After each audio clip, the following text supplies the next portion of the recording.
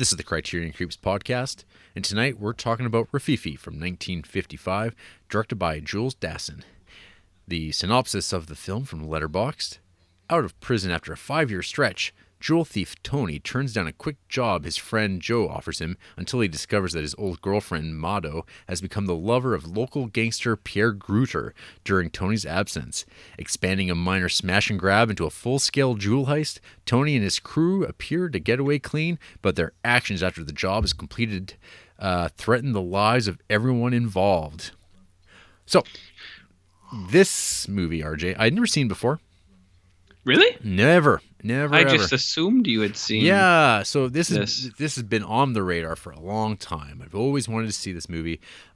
Actually, the original DVD poster, or I guess DVD cover art for this, like I thought was always so cool. It's just like this stark yellow background with Tony in black and white on it. It's just Rififi, and I was always like, when I looked at it, I always looked like, oh, it looks like Humphrey Bogart. And I just said, no, like, I didn't really know what it was about. And then I remember being like, oh, it's like a jewel heist movie. Oh, it's on Ebert's great films list. Oh, it's Criterion. But I never really watched it. It got re-released on Blu-ray some couple years ago. I don't like that poster art as much at all. It's like the blue one with like the cartoony hand plucking a diamond. But it was always like one of those movies. I thought it was... oh god, there's the one French director that's like really well represented in the Criterion Collection who directs movies like Le Cercle Rouge and stuff like that. And I always thought he directed this. I didn't realize it was Jules Dassin, or I always forget that it is. So Jules Dassin, the director, he's an American who had to go to France to make movies still because he got on the blacklist. What did he do? He got named during that HUAC McCarthy anti-communist era 50s stuff going down in Hollywood, where he wouldn't be able to work. Actually, Dawson's got about 5 movies in total, I think, in the Criterion Collection, and this is like the last of that like 5-film list. We'll get to all those movies eventually, but yeah, he's a pretty well-regarded noir dude. He makes those movies about grim men and grim lives doing bad things to get by. That's the sort of guy he is. One of my faves, I think, of his that I've liked is Brute Force with Burt Lancaster. It's a prison movie. He's also got Night in the City, which has got some good old-fashioned pro wrestling, some Greco-Roman wrestling stylings. Ooh, is it oily? No, I don't think oil was introduced. It's got some big burly men slapping the shit out of each other in the back room, and there's lots of shadows being cast. It's been a while since I've seen that, but yeah, just Jules Dassin guy. He's pretty cool. Movies like Thieves Highway and whatnot. So this movie's like kind of like the one that's always been on that radar. So I kind of went in kind of like thinking, yeah, this will be probably pretty good. I think it'll be like a pretty decent movie. And yeah, you know what, RJ? This movie's pretty great. It feels like in the second half, this like the second unit of Criterion movies, 101 to 200. It's been a weak showing compared to like the first 15 movies of the first 100 Criterions. This has definitely been a weaker offering, but I think Rififi is like, yeah, this is a real classic. This is a bona fide type of movie. And what makes it good for me, I guess, is, I don't know, there's such a confidence in the filmmaking, the cinematography, black and white stuff looks great. It's got all your kind of like tropes of the heist movie. You got your kind of down and out kind of like heist guy who's done a stint in jail. He's got to do one last job. He's got the young he's got the mentorship relationship going. So we have that, and we have that. I'm trying to remember I'm trying to remember the name of the guy with the son. Well, the Stephanies? That's Tony, but then there's the young guy that he like he went to jail for. Mario. No. Is it not? No, Mario. Joe? Is it Joe? Yeah, it's Joe. Okay. So he's helping out. Yeah, so he's doing this whole thing with Joe. So you got that relationship. And we have like, of course, the the Italian who ruins everything, which is one of my favorite ongoing themes in the Criterion Collection of just in cinema of shitty Italians. Hey, we're not making this stuff up. It's right there. It's just Criterion loves bad Italian dudes. Yeah. So I started taking notes for this movie. I think my first note here was like the shadowy poker room, and then we were cutting to the bright white domesticity of Joe's life, and I'm like, oh, that's nice. And then there just came like a point fairly early on in this movie where I'm like, I'm not going to take notes for this movie. I just actually want to watch this movie because I've been wanting to watch it for like so many years. So I just sat back and like just watched the movie, and it was like, oh, this is like what watching movies for fun is like. I remember these days. And so yeah, this movie just like blew on by for me. I just like was like, yeah, this movie's really good. When it gets to that heist stuff, it's like, yeah, this is like kind of the stuff that people have been talking about all these years. It's kind of like the high watermark and like the influence of the silence and like just pure storytelling of like having men doing a job. And like it does it because of the way it's made. I feel that like initially you're kind of like, well, I don't really know if I care if these characters accomplish their task or not. But there's something about watching people doing something and you're like, oh, they better get away with this. Like, because like you're watching the time wind down and you're like, oh, fuck, they're running out of time. Fuck, it's like they have to kind of walk away from this. But fuck, that'd be what a waste. You can't like come back and continue because all your work will be shown and you'll be like the idiots who didn't finish the job. And you're like, fuck, I hope these guys get away with it. And then they do. And you're like, shit, yeah, they could just walk away. Everything's going to be great. And then it's like, no, it's not great because Italians. There's more to come and oh shit. And these are bad dudes and oh fuck, this movie's getting grim. Shit. They just killed a woman. Shit. Mario's dead. Oh fuck. People are just dying now. Oh fuck. Man, this movie's like there's a kidnapped kid. It's like this is the type of man, the way things are going, this movie might kill a kid, but I don't we'll see. Oh, Jesus Christ. And then it's like and then in the end, crime doesn't pay. Just like Heat. I think Rififi earns its place in that sort of like, yeah, this is a banger. But RJ, what did you think of Rififi? Well, Jer, as you know, I was preparing for this. If anyone was listening in the preamble, I was watching a lot of heist films. I was getting ready for this Rififi thing. Yeah, you watched that. You watched that Heat. You watched that Heist. You watched some Thunderbolt and Lightfoot. I watched some Adam Sandler. Some Baby Drivers. You know, the lower end heist films. So I was getting ready, and this is a movie that I have heard of also, not very much, but a little bit. And I heard it was pretty good, and I went in there, and I thought it was pretty good. I don't think it.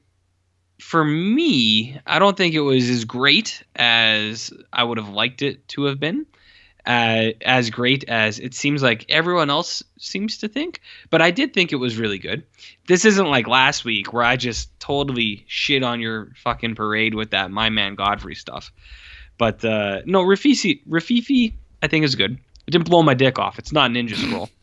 That's gonna be my comparison for everything now. I thought there's some really good things in this movie for different genres and then just filmmaking in general. Like, so for the crime like heist film, I feel like this movie sets up a lot of standards that get copied a lot, and to this point even because of how good they are. Like things like the recon for the scene. Yeah. Where it's like them doing the recon, doing all the like intel, looking into the surroundings, what they need to do. Getting the team together. Getting the team. Yeah. Well, so, okay, like, start there. Getting the team together. Okay. So one thing is like this is kind of taking a step back, but I mean, just like a couple weeks ago, we watched Big Deal on Madonna Street, which came out like, what, 3 years later? And it's like a parody of heist movies, or it's like a comedy version of it. So, I mean, all the elements, like they're very similar movies. Exactly. It's got a lot of the standard stuff, like how you were saying. You got the old dog, the guy who's trying to get out of the game, but he needs one last score. and he has his mentor, and then you get the rest of the game, just a medley of, or the rest of the gang, a medley of dudes. Like you have the sex pervert, the Italian. You have the family guy who is also a sex pervert, Mario, who may be Italian. We don't know. Then you have the young guy with his family trying to get in, trying to make a score for his, to make things right for his kid. The Sam Rockwell. The Sam Rockwell of the group, exactly. And then you have the old dog who's just trying to get out of things. So you get the game together, and then you do the intel, the recon, where everyone has a role. And I think there's a cool scene where they're walking down the street, and he's like, tell me every business, but don't look at them. And he's like, they're walking down the street, and he's talking about each business and like when they open, what their like their patterns are and stuff like that. And I was like, that's neat. So you have those scenes with the recons, and then you have the plan, which some movies show a little bit, like they show exactly what they're doing. Some movies show a little bit, and then they try to like do the reveal on you later, where it's like, that's what the real plan was. We only showed you half of the plan. This movie, they don't show you all the plan, but they don't try to bait and switch you where it's like, here's the plan, but then it actually changes later. They don't do that. They're just like, you see parts of what their plan is, like them trying to figure out certain elements of the heist. So here's a question I'm going to throw at you. So with these movies, sometimes they do like, they deploy the execution of the plan in two different ways. Sometimes they tell you what the plan's going to be, and then they kind of like do like flash forwards to the plan actually being executed as they say it, and then they basically skip over the actual suspense of showing you them executing it.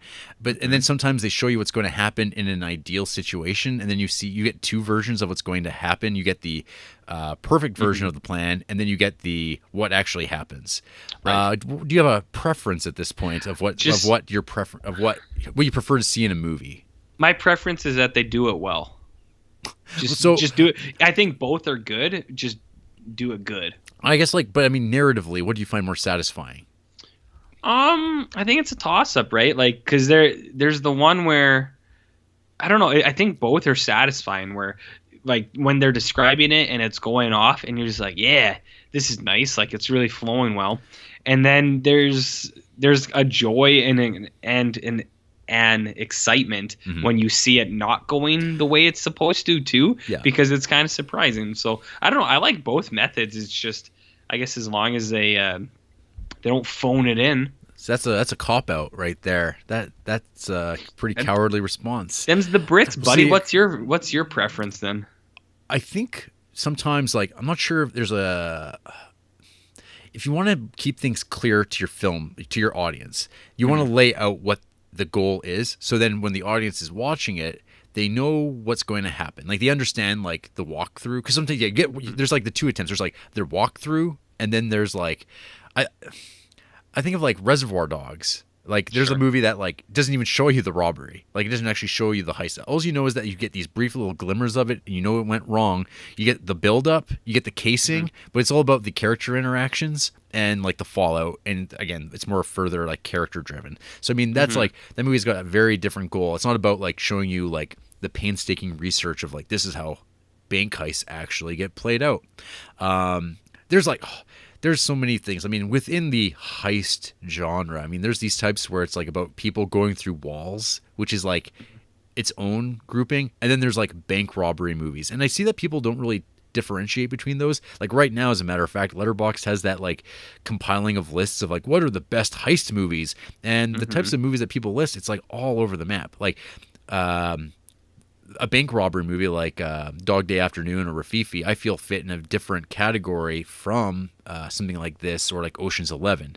Like they're like, these are just different types of movies because there's like the way that there's a team assembled and they have a goal, but a bank robbery just plays differently because usually it's like people know they're being robbed if there's a bank robbery. The idea of a heist is that you're doing it without being caught while doing it, I guess.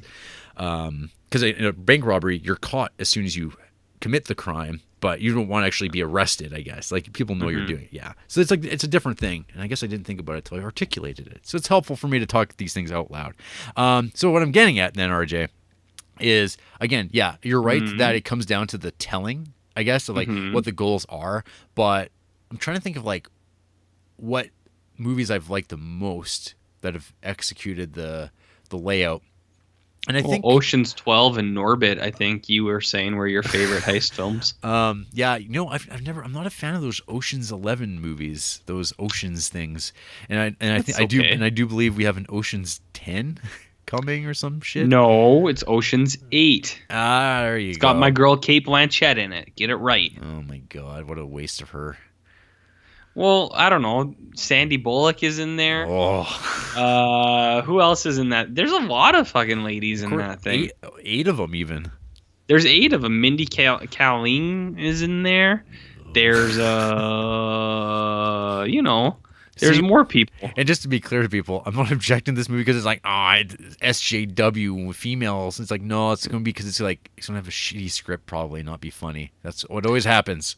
Well, Gary Ross directed it. He did Pleasantville and Seabiscuit and Free State of Jones. Oh, boy. And The Hunger Games. So he directed one good movie. That's great.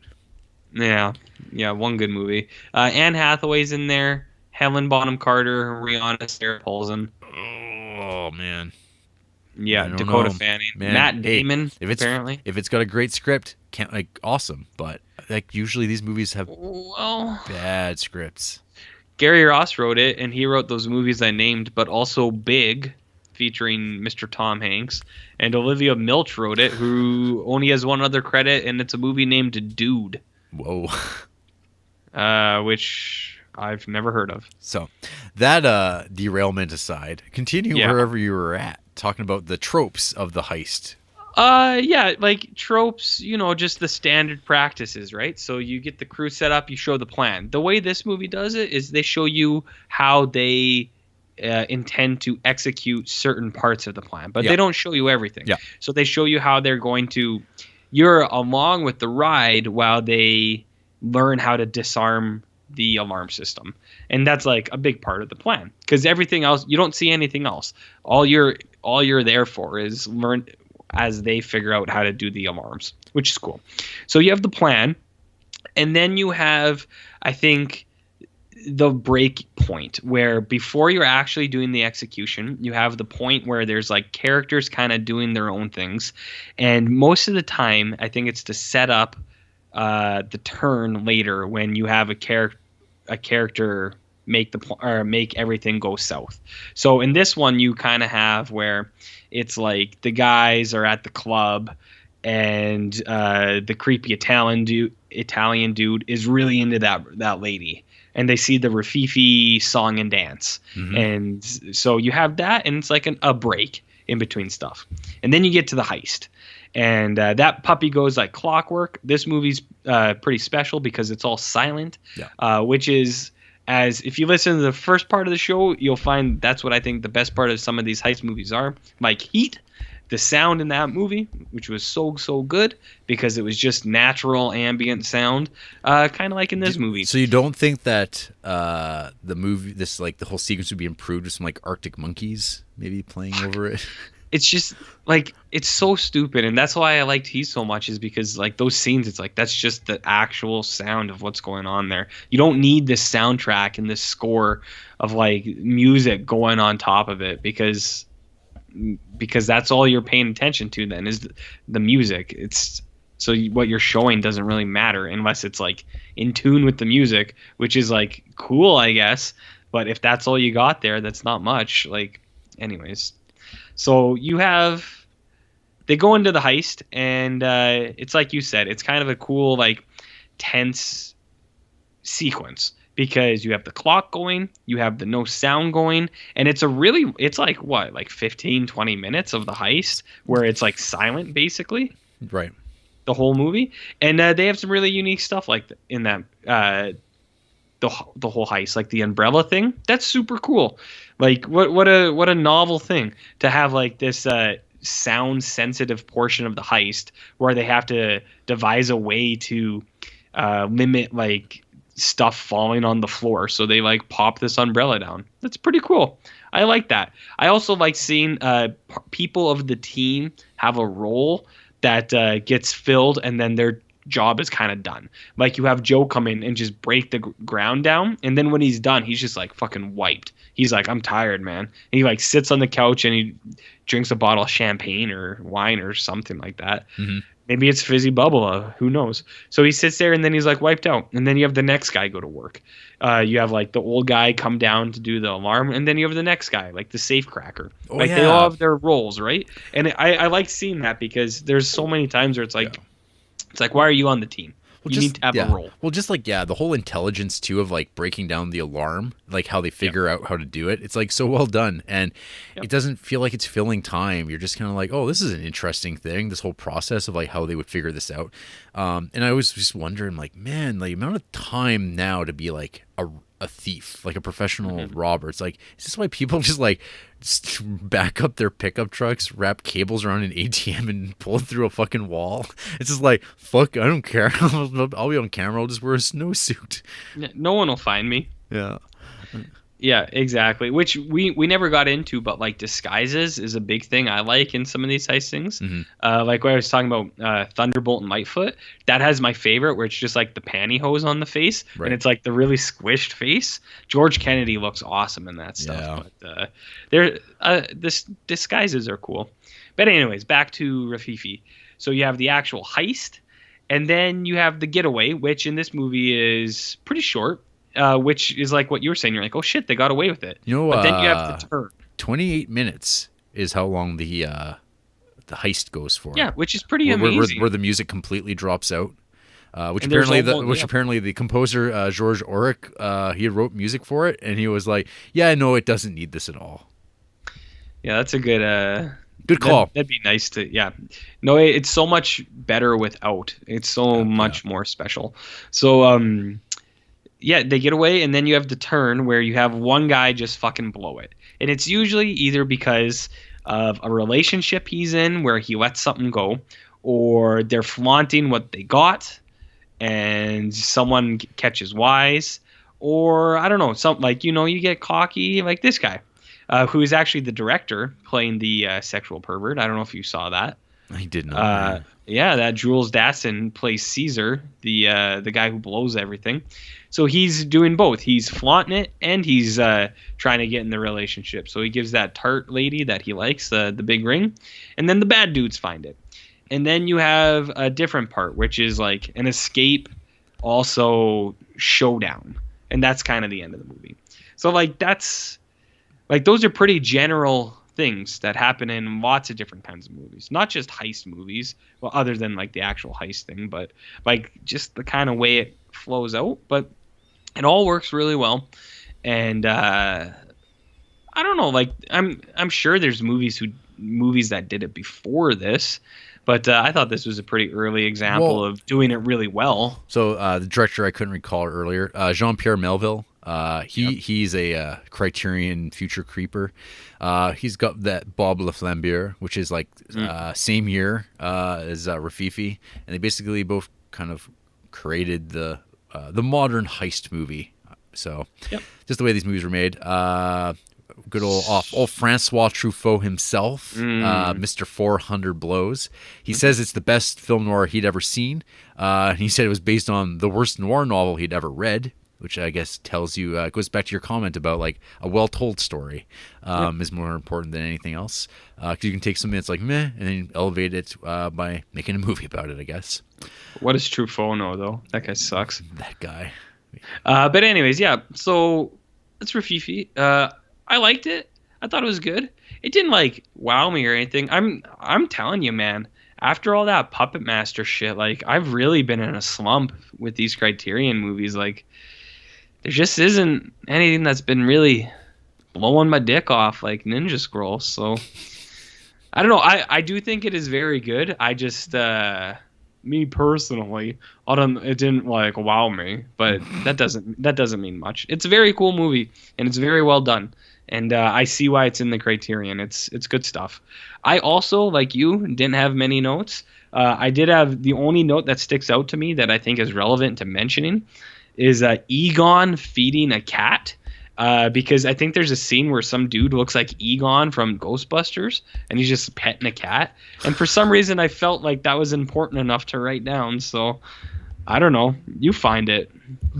Actually, you guys find it. I think it's what after they like make the rob and they contact the people who are gonna like sell the jewels and give them their cut and stuff like that. I think they call one of those guys on the line, and Egon Spangler, Harold Ramis himself, back from Resurrection, is in this old movie. So I don't know. Rififi's pretty cool. I liked it. Yeah, and there's like, I don't know, just thinking about the movie too now. It's like, yeah, there's like all these like great little character moments. Like there's like the club owner, that horrible man with his like drugged out brother who's like a drug addict, and they had this like exchange that kind of pays off in this weird way where it's like he's like trying to like be strong with his brother and be firm and strict with him and saying, you're a fucking junkie. I'm going to take your junk. I'm going to lock it in this drawer. And his brother's like, yeah, fine, do whatever you want. And then later on, you get the scene where he like comes back up into his office and he just finds his brother who's just like hacking away at the drawer trying to get in there. And his brother looks up at him, sees him there, and he's just like, I don't care. And he just keeps needling away at the door, and you get the sad scene of him like sitting down at the desk just staring at watching his brother going away, and then he just takes the keys and just throws them on the table, and then his brother just like, oh fuck, he just takes the keys and he's like, I don't care. He grabs a couple hits and walks away, and he's just like, no, here, take the rest, I don't care, like go get fucking high. Then he's like, oh hey, you want to kill somebody for me? And he's like, oh yeah, okay. Like it's like Jesus, like, and it just like kind of all goes downhill from there with people just getting tortured and beaten, slashed up, and you're just like, damn, this is taking a darker turn than some of these heist movies go. But that's sometimes what happens amongst criminals. They're more willing to go the distance when it comes down to money and selling you up the river. Sons of bitches. If I ever had the opportunity, you'd be done. I'd be done. You'd be done, man. Once you have something on me. Well, I have stuff on you. I'm just waiting. That's what I mean. I'm just waiting for a sweet chance to get in there and just really blow you out. In the words of John Travolta in Battlefield Earth, leverage. Leverage. How long have you been waiting with that in your back pocket? Just for the perfect time to drop that Battlefield Earth quote. That's right. Wow. It only took 100 episodes almost. Well, outstanding. I liked you, macaroni. Yeah, there's a lot of macaroni stuff in here. Well, but you know the rules. I do know the rules. And then you're dead. Madman Godfrey style. Yes, sir. You know what though, RJ? There's some people who I guess dislike Rififi. There's there's no anyone. Yeah, there's like no 1 stars with words beside them. But we got a couple here. We got one in like some sort of Arabic script. So I don't know what it means, but they didn't like it at all. But nice. El Ding, 2 stars. A special shout out to all the ladies in this film whose roles were just to be pushed out of the way. So that's one thing I did make a note of. It's like, it sucks to be a woman in this movie because they get like, the one girl, she gets like beaten with a belt by the hero of the movie. And I'm like, are we supposed to be going, yeah, she betrayed him. She's getting what she deserves. I'm like, okay. There's the another character who's like, she's just a dancer, and tee-hee, I'm dumb. And then you get the wife, and she's just the dutiful mother. So it's like, that's all there is to it. As the film progresses, it seems to get past those tropes. But yeah, it's definitely a dude movie. And there's not a lot of place for ladies. I'm not sure how they would view this movie. James Vincent, 2.5 stars. Just actually from a couple weeks ago. Yes, the extended dialogue-free near-silent heist scene is well done. What else does Rififi offer that gives it this insanely high praise? The rest is pretty run-of-the-mill French crime cinema, which is like kind of a French film, but by an American director. It's starring or co-starring an American playing an Italian. What? But that's me. It's not because it's not it's like kind of a French movie. Like, yeah. What are we talking about? I'm just more like, it's weird. This is a French movie. I guess I've always kind of assumed it was a French movie, but then I was reading about it. I'm like, well, yeah, I guess it's not kind of American director in France, French cast. The director himself playing a Italian man, disparaging the Italian race further. Hey, that's the whole goal of the Criterion initiative. It all started with an idea. And then Chris here, 2.5 stars. I really wanted to dig this. I would give the first half 3 stars and the lagging latter half 2. This is such a strange film because it's basically a hard-boiled American noir set in France. So if you have French people acting very much American, I read that Jules Dassin was blacklisted, so it all makes sense. Yup. Great-looking film, too. What does he have against the look of this film? Well, he says it's great looking film. Oh, that wasn't sarcastic. No, that was just a random series of thoughts in a paragraph.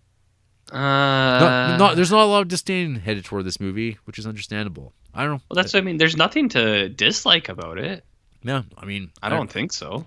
Like I said, my attention was held watching this whole movie. That doesn't happen all the time. Sometimes I drift, and I put that laptop down so I could delve deep into it. Really enjoy it, RJ. I don't like the way you talk sometimes. I know. I don't think I'm the only one either. It's almost like I do it on purpose. I really can someone email in and talk and just mention about how upsetting Jarrett Duncan is sometimes. Just email in, be like, I don't like that guy. He really bugs me. Okay. Let me know if he bugs you. All right. Well, I think that's that. I guess. Yeah, Rififi's cool. Yeah. It's good stuff. It's a good movie, man. Good movie. Stuff. Yeah.